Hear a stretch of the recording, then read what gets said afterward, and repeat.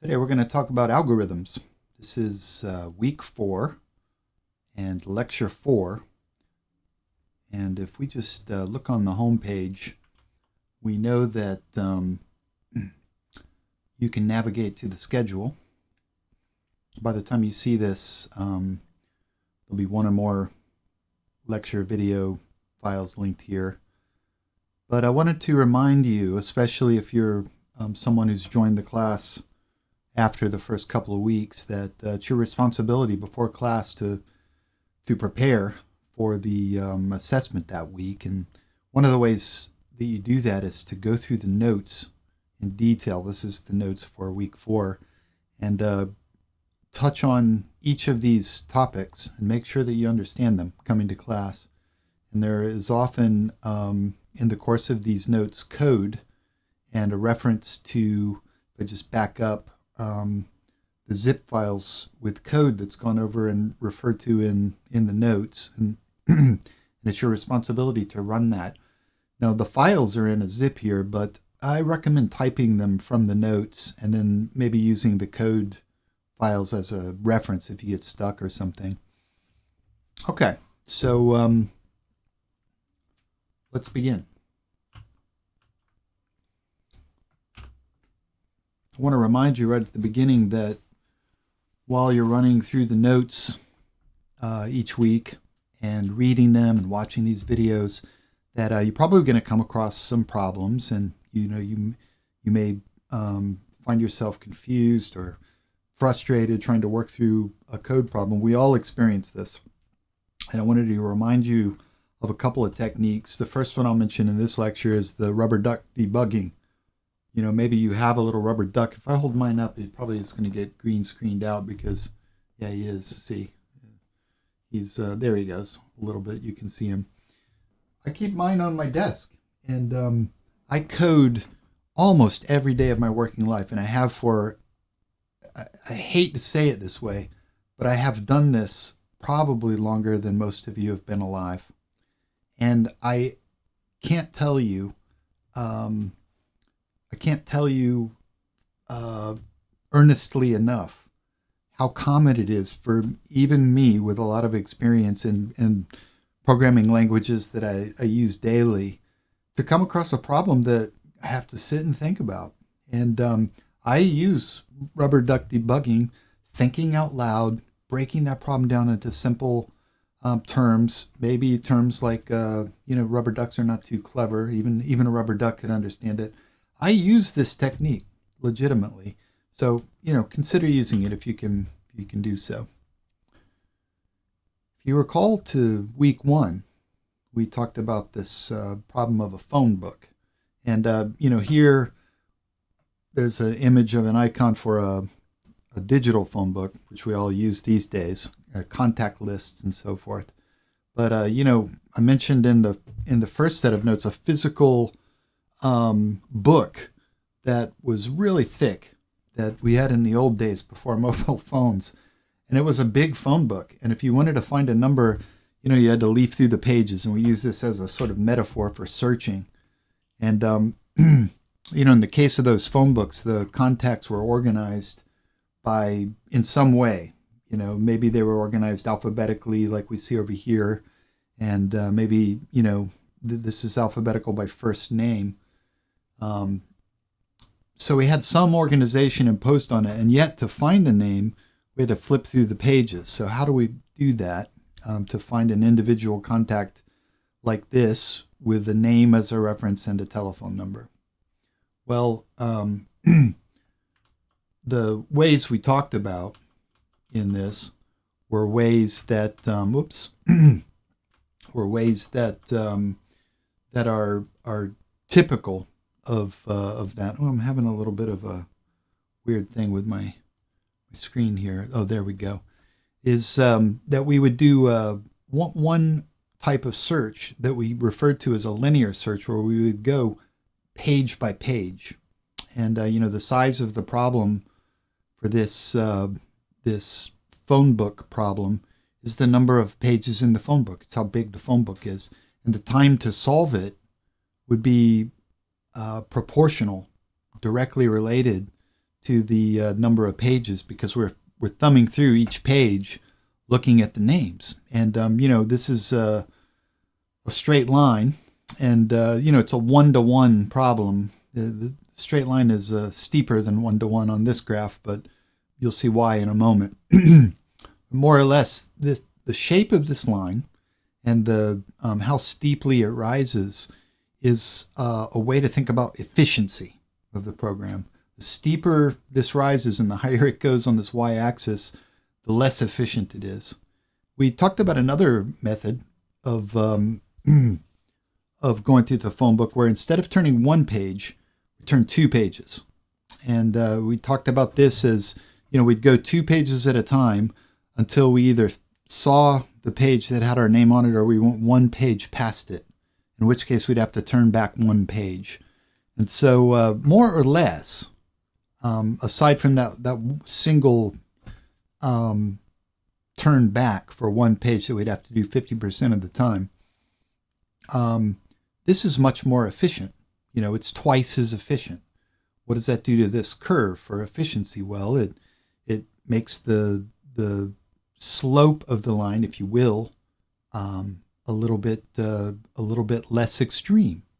And the way to kind of think about this is if we have this amount of time to solve a problem of this magnitude, we can go doop, boop, boop, boop, boop, boop, boop, down to this amount of time, a lot less to solve the same size of problem with our n divided by 2. But really what we want is we want a way to bring this down as much as possible. And we're going to talk today about some different sorting algorithms that become more and more efficient. And this kind of relationship is, it can be referred to by several names. It's a logarithmic relationship where the amount of time to solve it, a problem of a given size, the increment becomes smaller and smaller over time. So like early here in the beginning, it's virtually a linear relationship and it rises really fast, the time to solve. But after a short period of time, it starts to level out. It asymptotes. That's another way to call this shape of curve, an asymptotic curve. And what that means is that it becomes less and less of an increase relative to the size of the problem until it almost reaches zero increase of extra effort as the size of the problem increases. Never actually reaches zero, but it comes close. It flattens out, and that's what the asymptotic name refers to. Well, we talked about how to store data last week, and we started off with this chip. And for solving a problem like this, we're going to design an algorithm. One way to design the algorithm is to sort of think deeply about how the data are stored, the data structure. So we're referring back to this idea that the chip is a way to store data, and that we can divide the chip into little units of memory storage like this. And if we zoom in, it's just a grid. And, we were talking about arrays last week, so we might just focus on a single array. And we metaphorized an array on a physical chip of memory as little boxes. I said that I like a metaphor. I grew up thinking about a metaphor where the boxes were houses and there were street addresses to the boxes. But, we could think of them as mail boxes or safe deposit boxes, things like that. And in each of the boxes is some kind of number like this. And each of the boxes is closed until we look in it like this. How do we look in it? Well, we access the address. The addresses start at 0 and go up to some arbitrary number n. And so if we had an array of numbers contained in an array like this, what would we have to do to find, say, a particular number that may or may not even be in the array? Well, we'd have to implement some kind of searching algorithm. And that's a type of algorithm to find a particular value that we're going to talk about this week. Remember our metaphor of how computers work. In this case, we have inputs, we have some kind of black box, and we have an output. So the input is the data that we put into it. The output is the result we require. In this case, the input is going to be our array, and the output. Let's say we have a kind of yes or no question, like for example, is this number contained in this array somewhere? In that case, the output might be a Boolean, true or false, that it is. Well, what's in the box? What's in the box? I don't know if you get that reference. In our case, thankfully, it's an algorithm. An algorithm is in the box, and that's what we're going to talk about. What is this? Does anybody recognize this? I hope you do, because you can see the word monopoly on these bills. These are like a lot of forms of, so-called paper money in this world, that the different bills have different denominations. So what if we were looking at the 50? I think they're called bucks, like Monopoly bucks or something. So 50 bucks. How are we going to find that?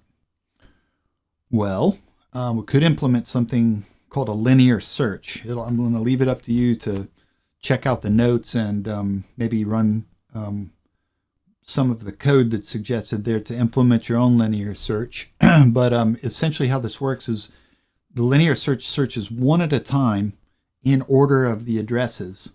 And this is very straightforward, very simple. It happens to be very inefficient. And eventually, if you were searching for the 50, you'd have a line of those numbers, and eventually you'd come across the 50.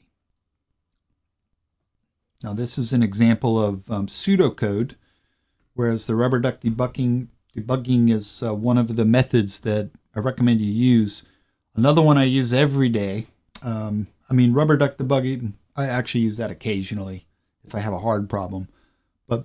But unless the problem's trivial, I almost always write pseudocode for code I'm developing. One reason is it really helps me organize my thoughts. Another reason is that the pseudocode itself can become comments in your code for different parts of the actual code that you write. In this case, if we're going to do sequential search, maybe we want to do for each door from left to right for connoting that we probably want to use a loop. We could use while or for. Here, we're asking a question. If 50 is behind the door you start with, maybe the first door on the left, return true, else return false. Now, this is colored in red because there's a problem with this code. You can pause the video and think about the problem if you wish. But what's going to happen if we run this code? Well, we're going to open up the first door. And if 50 is there, fantastic, true. And we've accomplished our goal. If it's not, we're going to return false, and the program's going to end. And so we'll have all the other ones to implement. And the indentation here, indentation here is meaningful. Whereas here, we're going to return false only after we cycle through this for loop. So outside of the for loop, we're going to return false. It's just a little note to think about. Think about that and have a look at the notes if that doesn't make sense to you. So we can further develop this pseudocode, go a little closer to the code we might use. So our for loop is going to run across I, starting at the value 0, the first address, to n minus 1. Why n minus 1? Because since we count 0, that's the n minus 1 is the last numerical address in our 1.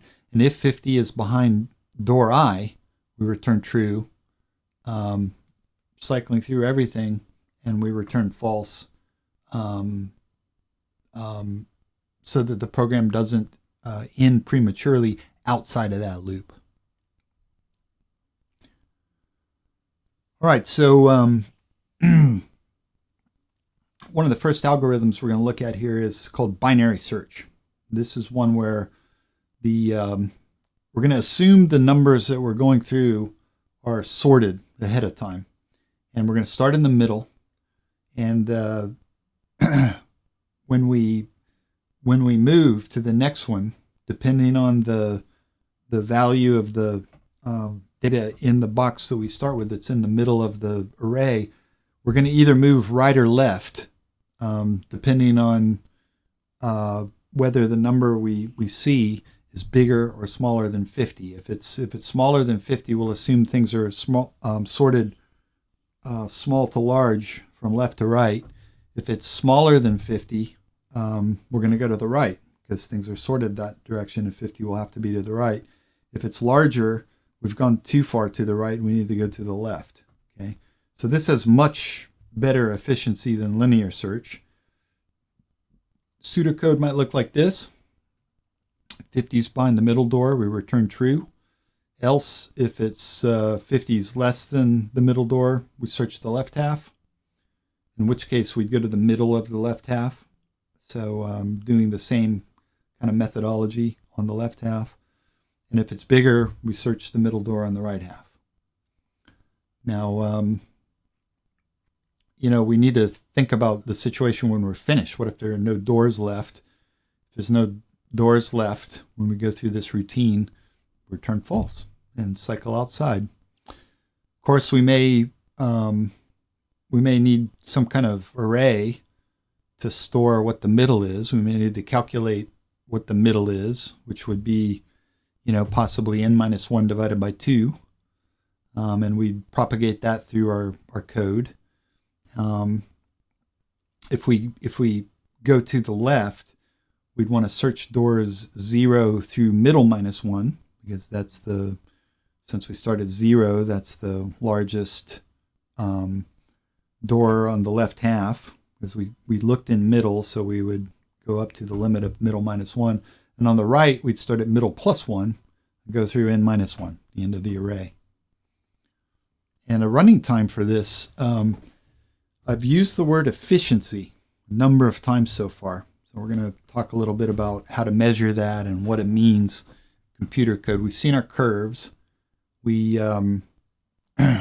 could put some numbers on these. These numbers don't come from anywhere. We'll talk a little bit about where they come from, but you'll want to really look at the notes to look at this.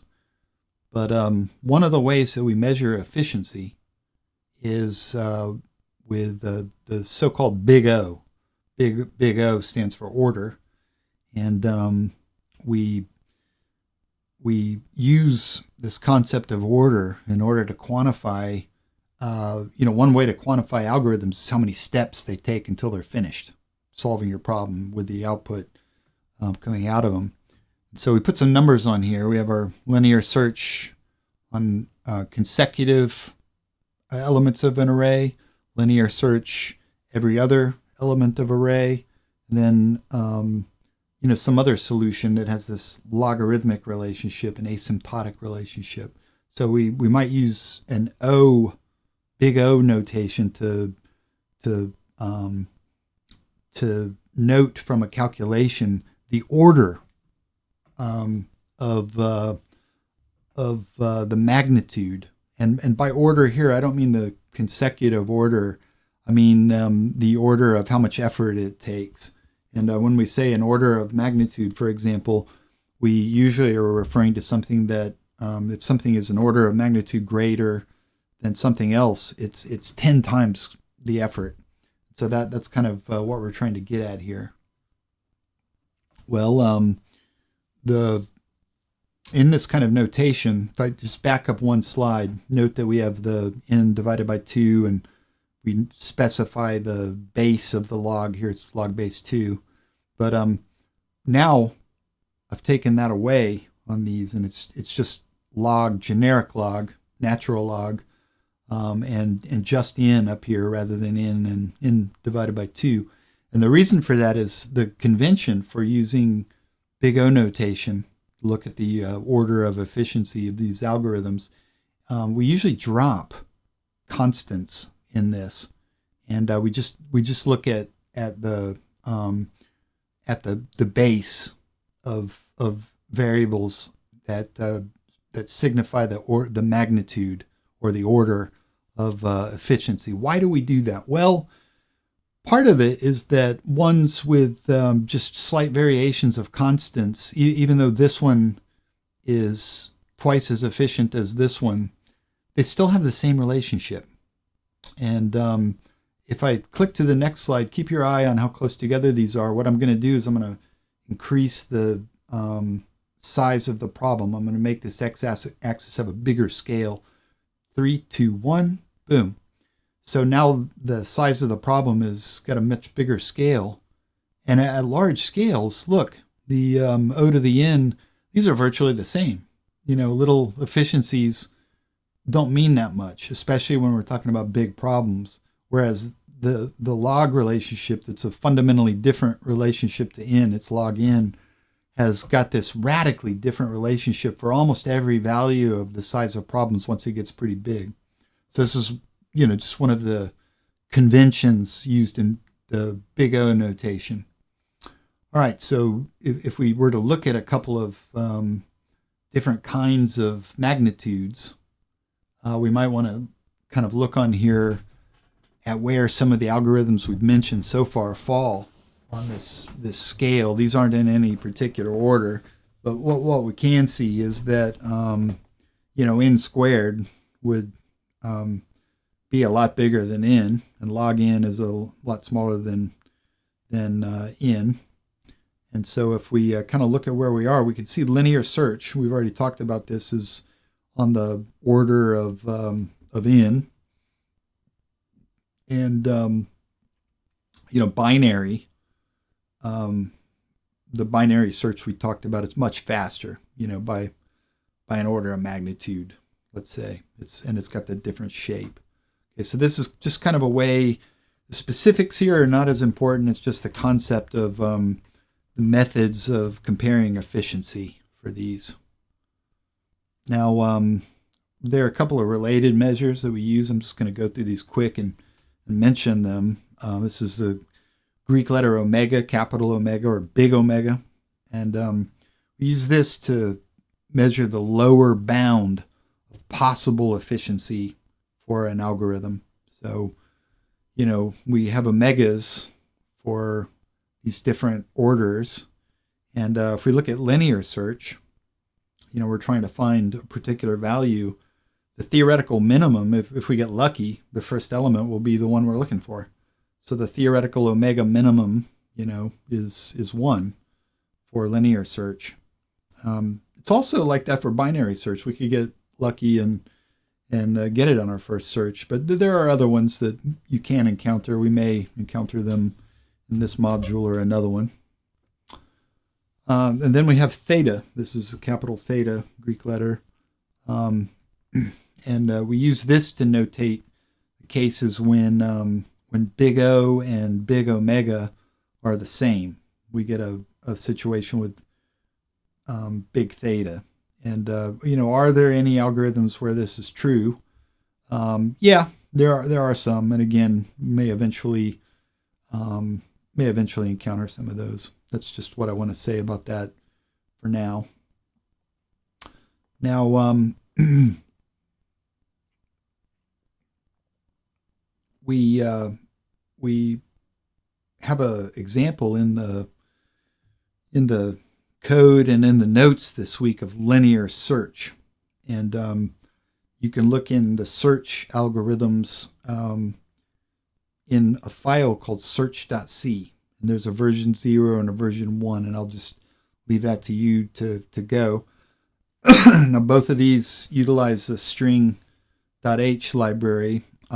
We may have encountered this before, but if you haven't, it provides functionality for handling strings, like copying whole strings, chopping strings into smaller pieces, comparing strings to see if they're the same, and finding how long strings are.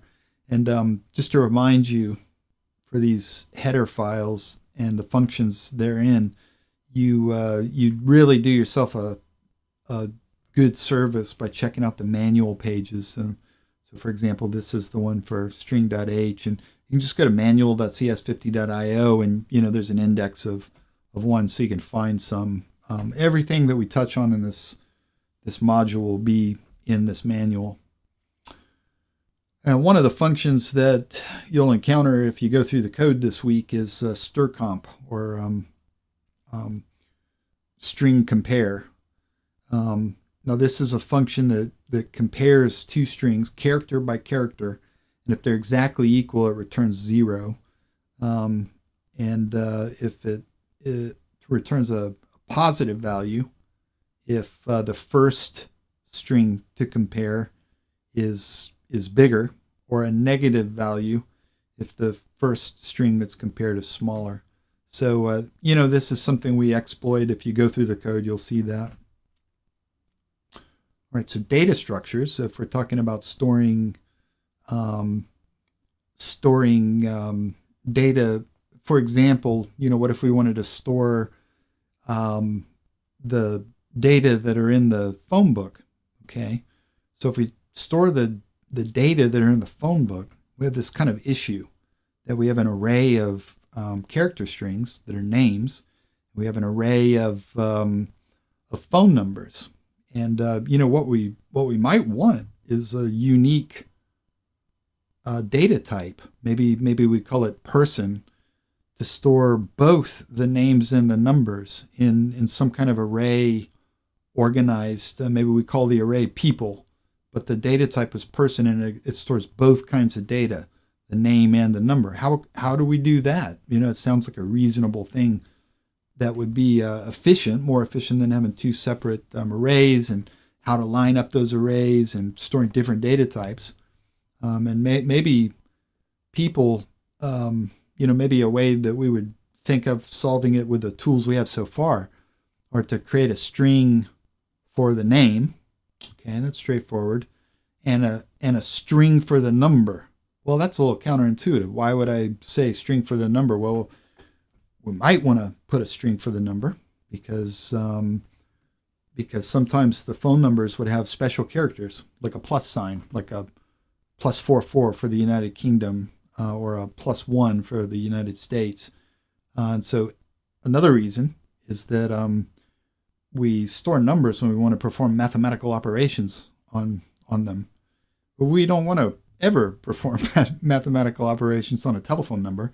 So it makes sense for those reasons to store it as a string. All right, so we mentioned briefly last week the idea of creating our own unique data structures. And that's what we might do here. We might use the typedef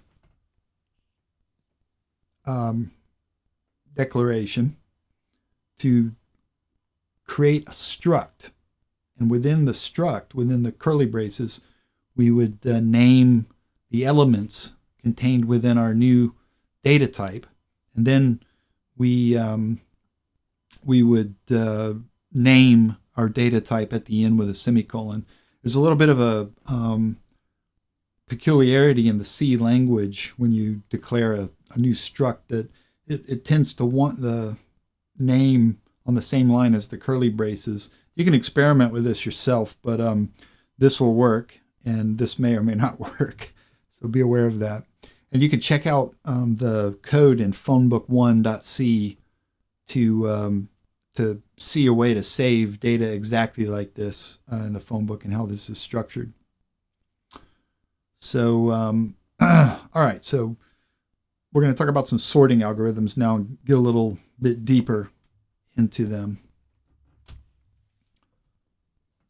Now, using our same model, we're going to have input, black box, and output. The black box in this case being the algorithm. And for us, the input is going to be our unsorted, vector of data. And what's the output going to be? It's going to be our sorted vector of data. And we may be talking about some numbers like this sort of random jumble of the integers 0 to 7. So there's eight numbers there. And what we want out is them sorted numerically left to right, just like that. Okay, so how are we going to do that? Well, we want to pick some kind of sorting algorithm. We've mentioned a couple of them already. We're going to do selection sort first. We're going to go through how to implement it, how it works, and I'll leave it up to you to look in the code files. But in a sentence, how it works is it works that it repeatedly selects the smallest or largest element from an unsorted proportion of the list, and it swaps it with the first unsorted element that adheres to some criterion. For example, you start with the first element and you compare it to every element, and if you find the first one that's smaller, you keep track of it, and until you find the smallest one, and you just swap places in a line. So this is selection sort. Have a bit of a see if I've left that page up. I'm just going to look at this. This is a page. You can see the URL to it if you want to come and play with this yourself. Got a little demo of something similar at the end of this lecture. We can see that we can randomize this array, and it's just an array of numbers in a randomized order now. The height here is the magnitude of the value, so we want to sort them left to right, lowest to smallest, and we're talking about selection sort. We're just going to watch it go. I'm going to turn the speed all the way up, and we're going to do selection sort. You can see the pink is what the algorithm is acting on. You can see that one at a time, it's swapping until it gets the lowest one. And so we should have lowest to highest coming through. What we can see here is that it's takes a while. We're going. So, already you can start to think, you might start to wonder. We don't really have anything to compare yet, but we might start to wonder, is this the best we can do? Is this really efficient, or what is this? And so eventually we get there, just like that. So we're going to talk a little bit about how that works. So we've got our lockers. We've got the addresses. And, we can think about these in different ways. We can go from 0 to n-1. But we can also go n-1, n-2, n-3. So we can go in either direction, just a little aside. Got some pseudocode. So maybe we will initialize a for loop from 0 to n-1. So we're going to go through every element one by one on some range. And we're going to find the smallest number between numbers I and n-1. And when we find that smallest number, we're going to swap the smallest number with numbers I. Okay, whatever the number we're on. Okay, so, if we started here at 7, and that was I, and 3 is in this vector n-1, we'd start by looking at 7, and the first comparison we do is we'd ask, well, is 2 smaller than 7? Yes, it is. Well, let's hang on to that, and let's keep going. Is 5 smaller? No. Is 4 smaller? No. Oh, there's 1. Is that smaller? Right. Okay, so now 1's the smallest. Is 6 smaller? No. Okay, well, 0, now that's the smallest. And what we do then is we take that 7, put the 0 where I was, and we move the 7 where the 0 was. Okay, so that's how this algorithm works. And we end up with this. And then what we do is we shift our window over to 2.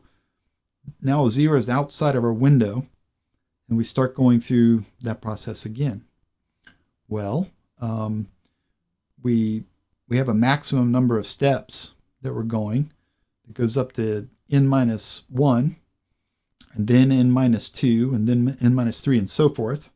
So we're having to run through that whole algorithm that number of times. And then eventually we have a final run we can add to. Well, we can use some basic algebra. I'm not going to review any basic algebra here for you. But, if you don't recall how to collapse this down using basic algebra, you can take my word for it if you wish, or you can go back and review that material. N times n-1 divided by 2 will collapse this series for any number n. And we can again use a little bit of algebra to simplify that. to n squared minus n divided by 2. And we can do it again, n squared divided by 2 minus n divided by 2. And then we can collapse that again for our omega notation to say that the efficiency of this is a big O of n squared. We've just dropped everything except the magnitude of n squared. That's pretty big. It's not very good in terms of efficiency. And what's the omega here? If we go up here, this is like the longest one for our big O, and that's where selection sort sits. It's one of the least efficient. Now remember, these sorting algorithms, we're going through these because we want to consider the simplest solution. We need to consider, when we're implementing an algorithm, the complexity of our problem, and the complexity of that will oftentimes, almost every time, influence which solution we do. If we know we'll never have a very large set of numbers, then selection sort might be good enough. But if we're having millions of numbers, we're going to have to look for something better. And let me just also say, I haven't said it yet out loud, but these algorithms, these sorting algorithms, Google, for example, some place like Google that's known for developing algorithms for doing things like sorting and finding data, they'll never be able to use selection sort for anything because the data they have is vast and it has to scale up. And because of innovation by companies like Google and many others, there are literally thousands of selection and sorting algorithms, and for every other problem as well. It's one of the most fun things about building algorithms. Well, we're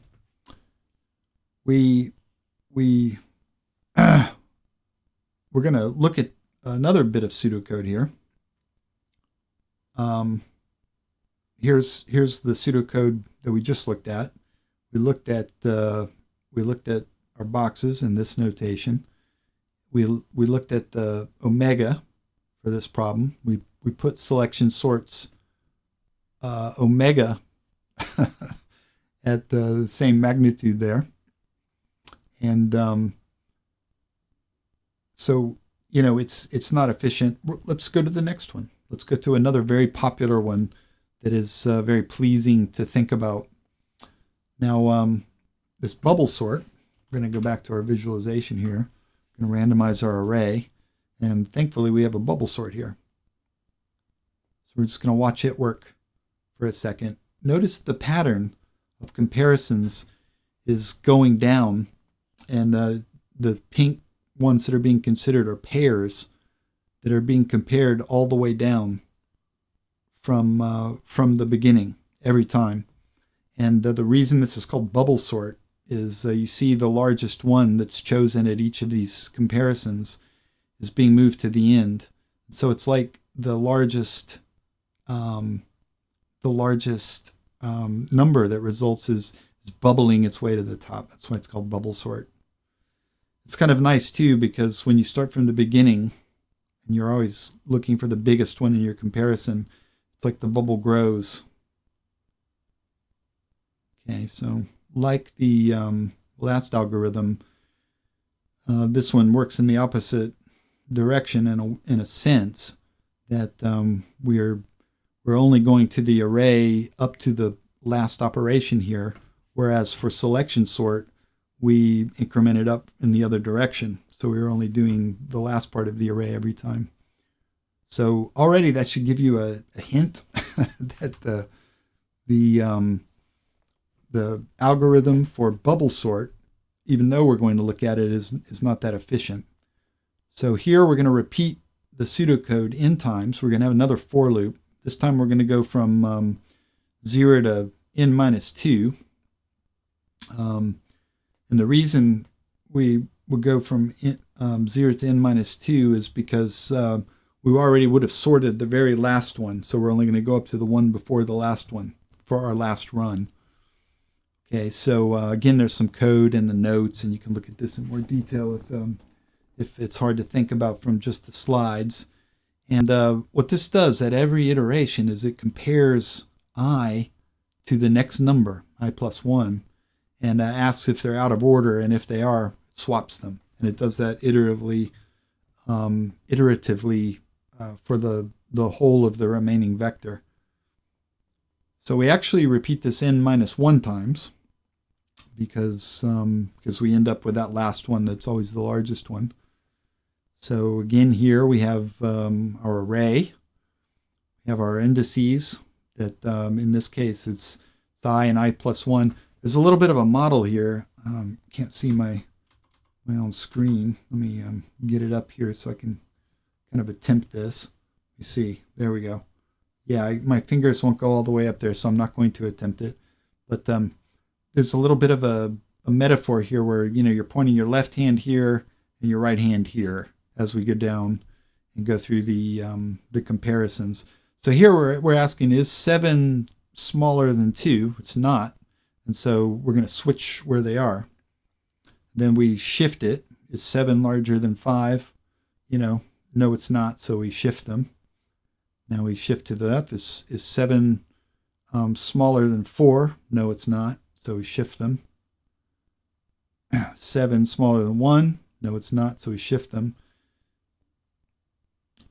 Same with 6 and 7. Same with 0 and 7. Same with 3 and 7. Now we've got a case where the biggest number has floated to the top. We go back and we start it all over again. And we just go through that. And what will happen this time is that 6 will end up at the end, and we'll start it all over again. So what this looks like, starting with our pseudocode, is we're going to repeat this n minus 1, go through a for loop, 0 to n minus 2. If numbers I and number I plus 1 are out of order, swap them. So if we think of how many times we have to go this, thinking about the efficiency, we have to go through this n minus 1 times. Somewhat counterintuitively, we also go from 0 to n minus 2, n minus 1 times. Count this out on your fingers, or, you know, again, think about it deeply looking at the notes, but this is correct. And, you know, then stick with the rest of the algorithm. How many times do we do this? Well, we just do that one time each of these times. So we are thinking about how to calculate efficiency. We've got n minus 1, and we do the second n minus 1 every step for the first n minus 1. So it's n minus 1 times n minus 1. Again, a little bit of algebra. Reduce. And, oh, look at that. We when we drop it down to the highest magnitude, we get exactly the same answer here. And so it turns out that the efficiency for bubble sort is in fact the same as the efficiency for selection sort, technically. So we do have this case. We've got a potential efficiency here we might not be exploiting. And that's, what if we get to the case where some of our numbers are sorted for us and we get lucky and we don't have to make any swaps for a particular run? Well, we could add a little bit for, if there are no swaps. And if there are no swaps, what if we really got lucky and it was sorted to start with and we didn't need to go through it at all? Well, then we would have to go through the algorithm n times for the number of elements in the array to do that. And so the omega for bubble sort is better than for selection sort. Right. So there's this concept in programming called recursion. Okay, so a way to think about this is recursion is a case where a function is recursive if it calls itself. Okay, this is a real common idea in programming where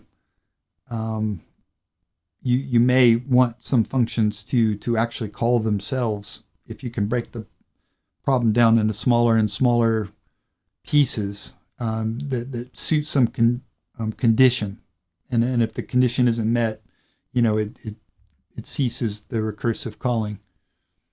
So an example of this is if we're going to do something where we're sorting something, and we come into this situation where there's no doors left, we return false, and if the number behind the middle door that we're trying to find, trying to find that $50 note, then we return true. Else, if the number is smaller than 50, or smaller than the number in the middle, we're going to search the left half. If it's larger number in the middle door, we're going to search the right half. So, well, searching the left half and the right half are, it's exactly the same thing. We're just doing the same thing in different places in our array. So this is pseudocode that's a lot closer to human language for the phone book. You can pause and read through this, but it might look like this, where we pick up the phone book, open to the middle of the phone book, look at the page. The person we're trying to call is on the page. Call the person. That's where we find what we're looking for. We stop. Else, if the person's earlier, go to the middle of the left half. We go back to line 3. Look at the page. Person's on the page. Else, if the person's earlier. If it's not earlier, we skip over here and go, if the person's later, go to the middle of the right half. And then go back to line 3. So this is recursive if these schemes are calling themselves. So we're calling this part of the algorithm of going back to look at page 3. Okay, always going back to line 3. And really, this is doing the same thing too. It's just starting in a different place. So we could actually simplify this. Search the left half of the book. And so this is just an example of the logic of recursive thinking. Well, it turns out that this doesn't just work for searching. It can work for other kinds of functionality as well. Here we're thinking about, this is, as most of you will probably recognize the game Super Mario Brothers. This probably came out, again, I hate to say it, this was a big part of my life, especially when it came out when I was young, Super Nintendo. Maybe before some of you were born, maybe all of you, I'm not sure. But this pyramid structure with these blocks represents a kind of recursive structure that can be created recursively with an algorithm.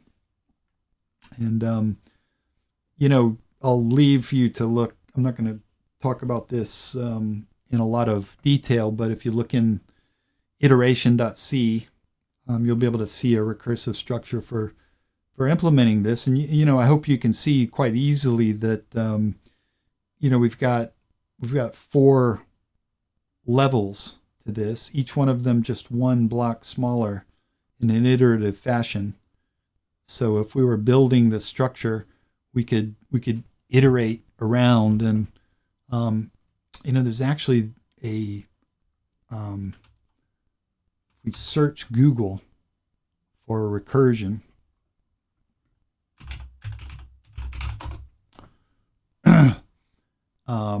it asks us, it tells us some results, but it actually asks us, did we mean recursion? Yeah, I did mean recursion. And, I did mean recursion. This is actually an Easter egg that Google has implemented for us, which is just kind of funny. So think about that. So we're going to talk about another algorithm here called merge sort. All right, this is where we sort the left half of numbers. We sort the right half of numbers in some array, and then we merge the sorted halves. This is the last one we're going to talk about today. Now, well, if there's only one number, we might want to think about these edge cases where we don't want our program to fail for stupid. So if there is only one number, we just quit. It doesn't need to be sorted. Else we're going to sort the left half and sort the right half.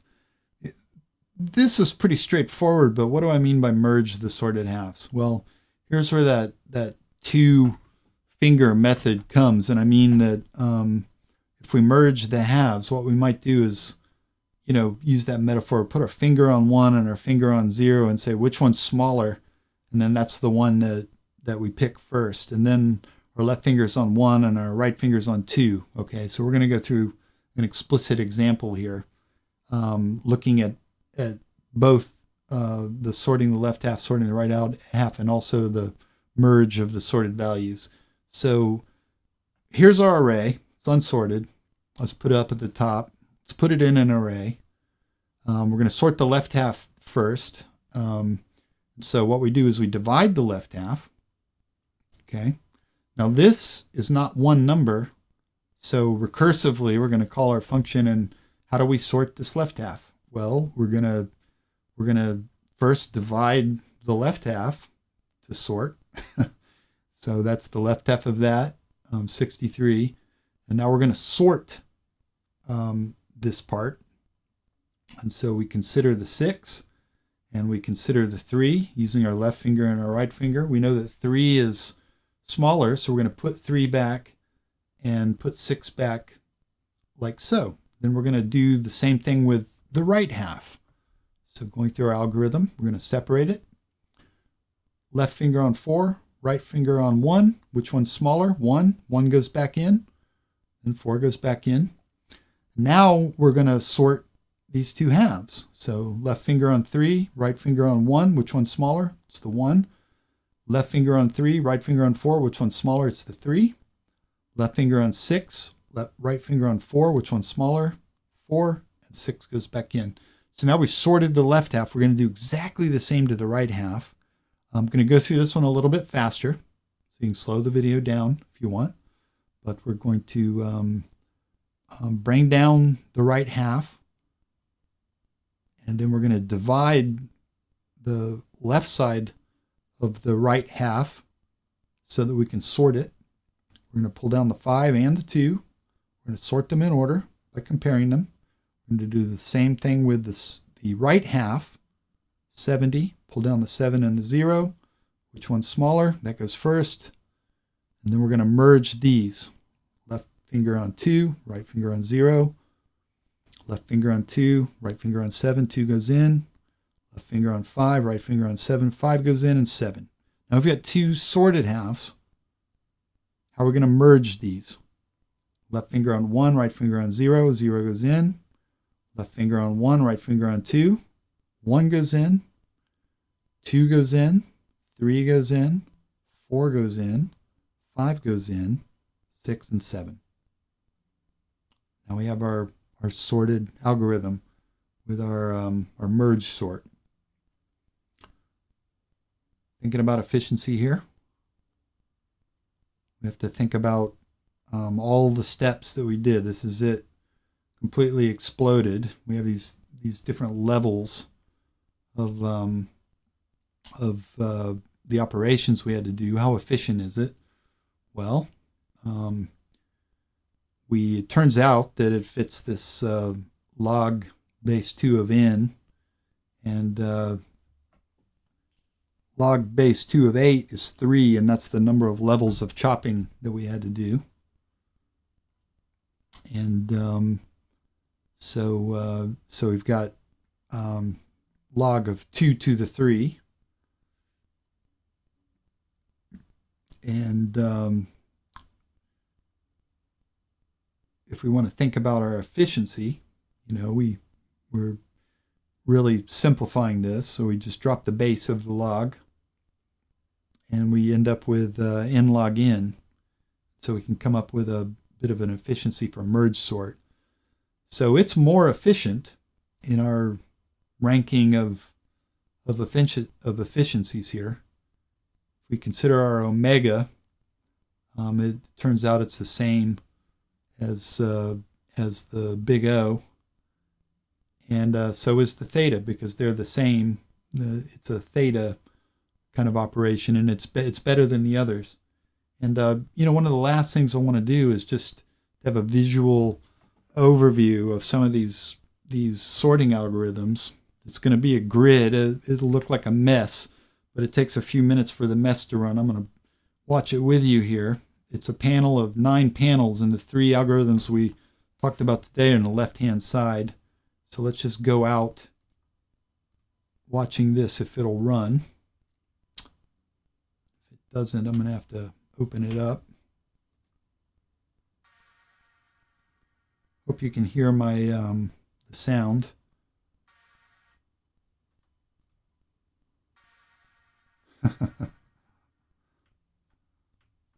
Okay, this is the best we're going to get. It's my last change to it. Let's watch this together. All the algorithms are running at the same time.